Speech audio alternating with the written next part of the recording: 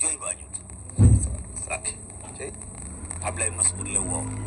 ne ko jàngal alxuraan kooku daal ko si bi xool ko wallaay ne ko mu wàcc ci yow nga ne ma ko jàngaloo allahu akbar ne ko dama ko bëgg a dégg ci gémmiñ gu dul sama bos mu tàmbalee Fatiha Baqara Ali Imran ñëw Nisaa yi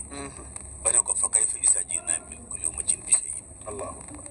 wa ji'naa bika alaa haa'ulaa'i shahiidan ne bu yomal xaamee bañ dekkal gaa yi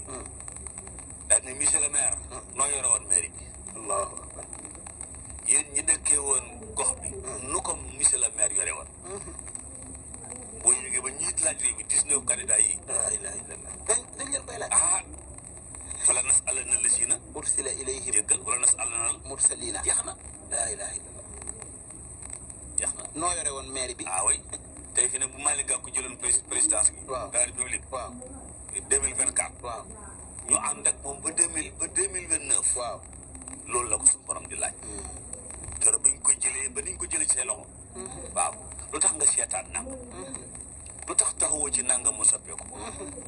loo taxawee woon nangam wallaahi waaw waaye nag balaa yàlla laaj Malick Gakou nun lay njëkk a laaj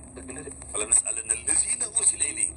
door na nga laaj jëlee wala nas'alanna al mursaliin waaw masha Allah man si Moustapha loolu rek lay teg mooy kenn ku nekk daal responsabilité nga ca la nga jiite léegi nag góorgóorlu ci mooy nekk ba bu ñu la laajee nga mën a tontu yàlla na nga mën a tontu nu mën a tontu wasu ko doon amiin laaj ba am solo jërëjëf